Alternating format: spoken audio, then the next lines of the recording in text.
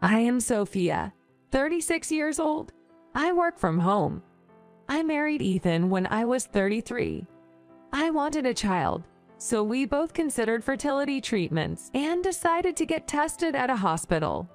The results showed no issues, so I thought we could easily have a child. But time kept passing without any luck. Recently, as I was starting to give up hope, I mentioned to Ethan that maybe we couldn't have children. Unexpectedly, this was his response. We have to have a boy because that's what my mother wants. Honestly, I was frustrated by his comment. Ethan is, how should I put it, somewhat of a mama's boy. He's a wonderful husband, but he seems unable to go against his mother. I prefer to keep my distance from my mother-in-law. Frankly, I'd rather not be involved with her at all. Ethan has a sister, but the extreme adoration from the mother-in-law towards her eldest son made his sister so fed up that she moved out of the house early and never kept in touch. Ethan often relocates for work, but when we were newlyweds, he worked near his parents' home. I knew about his frequent transfers when we married, thinking as long as we were together, it didn't matter where we lived. That was so naive of me. Living close to his parents meant frequent visits from my mother-in-law, interfering in everything. Despite me working from home, she would disturb me, complain about how I did the housework. It was incredibly annoying. Moreover, every time she visited, she would repeatedly say things like, "Are you pregnant yet? Make sure it's a boy, not a girl," to the point where I felt like my ears were about to fall off. This situation has been nothing but stressful. I tried talking to Ethan about asking his mother not to come over so often, but he's always overly optimistic, saying things like, "Mom is just happy we're living near her. She probably just wants to get along." However, I can't help but think that the mother-in-law intentionally wants to stress me out. I've always been a cautious person, while Ethan is more carefree. These contrasting traits were what attracted us to each other, thinking that we filled each other's missing qualities. We believed we were a perfect match. However, it's hard for him to understand situations like this. However, about 6 months ago, Ethan had a sudden transfer, and we ended up moving away from his parents' house. Now we live closer to my parents. My parents' house is surrounded by fields, but our new place is less than an hour away by car. It's convenient for commuting and shopping. Moving away from Ethan's family home, the majority of my stress disappeared. I was able to focus on my work and enjoyed each day. And just recently, we found out that I was pregnant. The joy was overwhelming, and we hugged each other in happiness. There are naturally concerns due to our age, but it's a long-awaited pregnancy. When I called my mother-in-law to share the news, this was her response. "It's a boy, of course, right?" Even though we didn't know the baby's gender yet, Ethan told me, "See, Mom is saying it has to be a boy." A few months later, we found out it's a girl. Upon finding out, the mother-in-law purposely called when Ethan wasn't around and told me, "If you can't give birth to a boy, what's the point of you marrying into our family? So useless." Being pregnant and already emotional, her words deeply hurt me, and I cried alone. When Ethan came home and I explained what happened, he yelled, "Don't speak ill of my mother," which only made me cry even more. However, when my husband is not around his mother, he is very attentive to my health and helps around the house. I believe he's a wonderful husband without her interference. Thanks to him, I was able to give birth to a healthy baby. After giving birth in my hometown, I returned to our home about a month later. Ethan came to my parents' house to pick us up, and we were able to return home with our newborn child as a family of 3. But when we got home, mother-in-law was waiting for us. I hadn't expected her to be there, and my joy quickly faded. Yet, Ethan said, "Sophia, you must be tired," so I asked Mom to help with the chores. Then, while Ethan was putting our daughter to bed, mother-in-law took a cake box out of the fridge. "This is a gift for you. I bet you didn't have anything delicious in the countryside." I was annoyed by her comment, but pretended not to be. "This cake cost $500. You've never seen such a cake, have you?" Then, she handed the cake box to me. "What? A $500 cake?" I was shocked, having never heard of such an expensive cake. "Yes, come on, open it," she said, urging me to open it quickly. I was excited, wondering what a $500 cake might look like, and opened the box on the table. However, mother-in-law had a smirk on her face. Inside the box was a cake that hardly seemed worth $500. The whipped cream had lost its sheen, and on top of it were canned oranges. Is this really a $500 cake? Why? What kind of cake shop sells something like this? I have a sweet tooth and tend to find any cake delicious. But this was the first time I was so disappointed by one. Moreover, what I saw was even more unbelievable than the cake. I looked up to see mother-in-law wearing a self-satisfied grin as always. What do you think?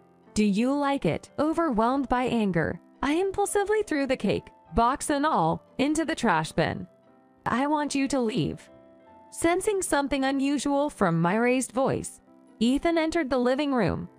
Before I could explain to Ethan, mother-in-law shouted, "Ethan, listen." Sophia threw the celebration cake in the trash. Ethan, looking where mother-in-law was pointing, exploded in anger.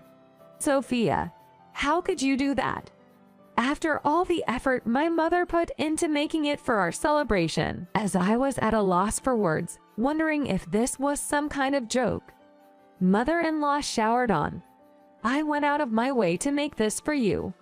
It cost $500. You should be grateful." I see.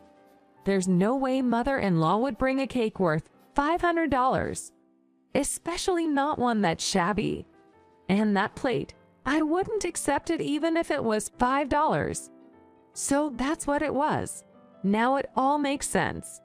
No cake shop would sell such a cake. And only mother-in-law could come up with such a plate. As these thoughts raced through my mind, Ethan spoke up. How could you do such a terrible thing?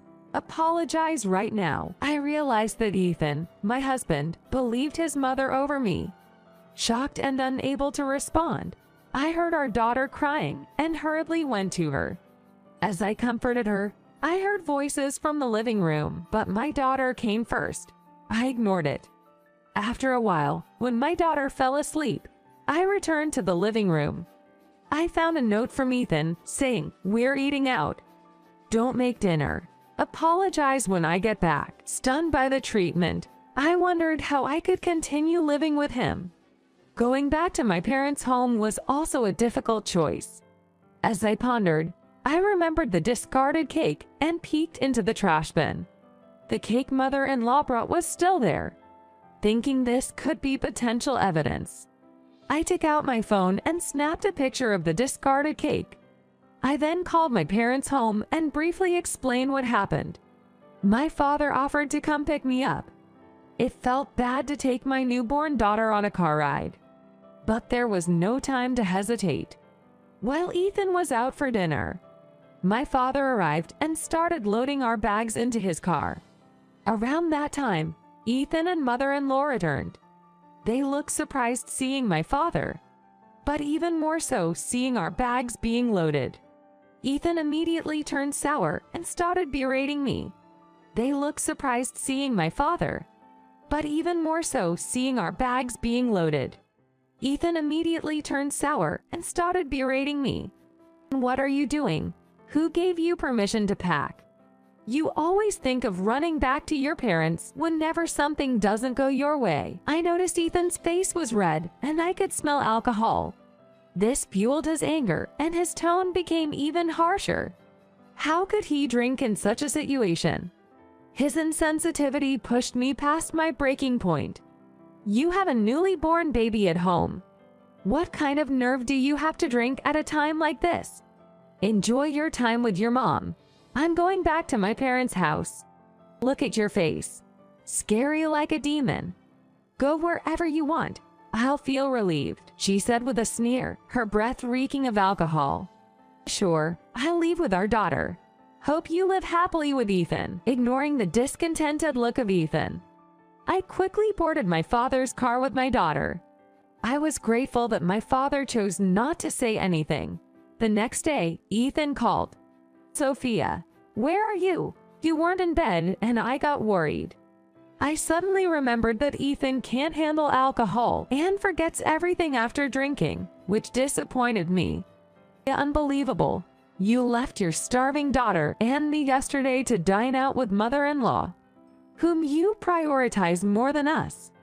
And you drank so much you can't even remember. I'm never going back to that house again. Upon hearing this, Ethan seemed utterly shocked. At that moment, I could hear mother-in-law's voice in the background over the phone, which made my anger surge. I have no idea what you're talking about. You might care about mother-in-law, but remember I'm your wife. You completely neglected me, exhausted from childbirth, without any concern. To me, mother-in-law is a stranger, and I don't want to have to accommodate her all the time. Even when we lived in our previous house, I couldn't have a child because of the stress from her frequent visits. Even when we lived in our previous house, I couldn't have a child because of the stress from her frequent visits. You want proof? We moved and I got pregnant immediately. I don't even want to see her face anymore. There's a limit to insensitivity. Once I started, I couldn't stop. I knew it wasn't right, but I decided to say everything I felt. I never thought you were this kind of woman. How could you do this to my mother? Come here right now and apologize to her on your knees. I was taken aback by his words. Frustrated with Ethan's foolishness, I retorted, "Who do you think you are to say something like that?" Following that, I continued in a cold voice. Your mother said she would feel relieved without me and our daughter around. Looks like she got her wish, didn't she? And I have no idea what you're talking about. Your mother has been telling me for a long time not to have a daughter, but to give birth to a son. I thought she was joking, but seeing that cake yesterday, I realized she was serious. And the cake my mother brought, yes, didn't you see it? I didn't, but didn't you notice how shoddy that cake was? And the message on the plate, so insulting. Ethan seemed troubled. I remembered I had taken a photo of the cake yesterday. There was no other trash in the bin, so I figured it was still there. I told Ethan to check the trash bin in the kitchen. And it's empty. Thinking that mother-in-law might have hidden it, I said, "I'm sure it's her doing. She's there with you, right? Ask her about the message on the cake plate." I could hear Ethan and his mother's voices over the phone. Mother-in-law is desperately pretending she doesn't know anything, trying to make herself out to be the victim. I wonder which one of us my husband will believe. And Mom says she doesn't remember anything, he said, sounding a bit confused. Of course, seeing something like that would be too much. She must have disposed of it so it wouldn't be found. Ethan looked even more bewildered. Then I heard mother-in-law's voice over the phone. "You stupid Sophia. What are you lazing around for? Hurry up and come make breakfast." My husband, flustered by this remark, tried to intervene. "I'll let you decide who to believe after you see the photo of the cake. I'm sending it to you by email now. Show it to your mother and see what she says." I hung up the phone and sent Ethan all the photos I had taken the previous day. After a short while, he called back, suggesting he come over. "There's no need. Your father will probably show up soon," I said tersely and hung up. While I hadn't said anything at that moment yesterday, I had contacted my father-in-law about the entire situation. To his surprise, he was shocked by his wife and son's actions, and he apologized. That evening, Ethan arrived with his parents. As soon as he saw me, he looked like he was about to cry and started to apologize. "I'm so sorry I didn't notice all the things Mom was doing. Not just yesterday, But she's been tormenting you for so long. Ethan seemed to regret believing mother-in-law's lies. But I felt I couldn't go on with him anymore. I've told you so many times. But you never took me seriously. You'd say things like, "Mom's happy." I can't forgive you anymore, even if you say you didn't know. My words seemed to hit him hard, and Ethan turned pale. Even about our child. As if having a girl is not good enough. Why does she think she has anything to say about this? And yesterday, you left our newborn daughter and me to go drink with her. Maybe it's better if my daughter and I aren't around. Ethan seemed to be reflecting on everything and suddenly clung to me. And I didn't neglect you or our child. It's not like that. Please believe me. I can't believe you anymore. Hearing this, Ethan fell silent. Even now, you still prioritize his mother. Just a mama's boy doing whatever his mother says. Did you know that your sister left because of the same reason? If only I had realized this before we got married. I wouldn't have had to experience such awful feelings. If only I had realized this before we got married. I wouldn't have had to experience such awful feelings. As I spoke with a sigh, Ethan waved his hands, as if to say that was not the case, and pleaded. And I do consider Sophia and the baby important as well. It's true, I care about Mom, but I'm not a mama's boy. Ethan, can you stand staying away from your mother? Then Ethan fell silent again. I felt pathetic and sighed deeply. My mother-in-law, who was brought reluctantly, shouted, "There's no way I can leave Ethan. I am his mother. I have been with him much longer than you." And then, as the father-in-law tried to intervene, she continued to shout, becoming more and more upset. I was opposed to this marriage in the first place. Spent money and time on infertility treatments. If he had married someone younger, this wouldn't have happened. I will divorce as you wish. We are strangers after all. And I never want to see your face again. Saying so, Ethan looked at me as if clinging to hope. Unbelievable to think that such a person is my mother-in-law, claiming it's a $500 cake and bringing such a shoddy one, and then writing such words on the plate. I then showed everyone the photo I took with my smartphone yesterday. The cake plate read, "Take your daughter and leave." Seeing this, the father-in-law was immediately shocked and started yelling at his wife. "What kind of mother are you? You did this to our own daughter and now to Sophia." I couldn't believe my ears. It seems she has done this before. On her own daughter's birthday cake plate, when she was young, she wrote, "I didn't want a daughter." It makes sense why her daughter doesn't come near a parental home. Doing such a thing even to her own daughter. Only the son is precious to her. Probably can't stand her son paying attention to other women. It's unbelievable to alienate even her own daughter just because she wants special treatment from her son. So, as per the mother-in-law's wishes, Ethan is doing whatever she says. When I pressured my husband for a divorce, he started making all sorts of excuses. I admit, what my mom did was bad. Mom just went a bit too far. She doesn't want us to divorce. What do you mean? I can't believe what you're saying. I can never forgive this. So, me and our daughter are not important to you. You didn't even say a single word about wanting us to come back. Then, father-in-law, who had been observing the situation, spoke up quietly. How pitiful. Is this what family has come to? Now, the only thing you can do is sign the divorce papers. I've also decided to get a divorce. What did you just say? Mother-in-law, surprised by the unexpected turn of events, turned around in shock. Ever since the issue with our daughter, I've been holding back. But after seeing what you did to Sophia, I've reached my limit. Leave my house as soon as possible. Ethan seemed unable to accept the situation, but eventually, he agreed to the divorce. Initially, I didn't plan on accepting any compensation. But father-in-law said, I'll deduct it from my wife's share of the assets. So I decided to accept it without hesitation. In the end, Just as father-in-law had said, the divorce became a reality. It seemed Ethan believed the cause of the divorce was his mother. He didn't take care of her, and the family fell apart. Mother-in-law, struggling to live by, rashly invested in cryptocurrency without working and lost all her assets due to bad decisions.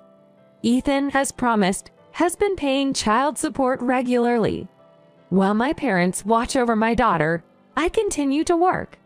Now, seeing my daughter grow up healthily by my side brings me true happiness.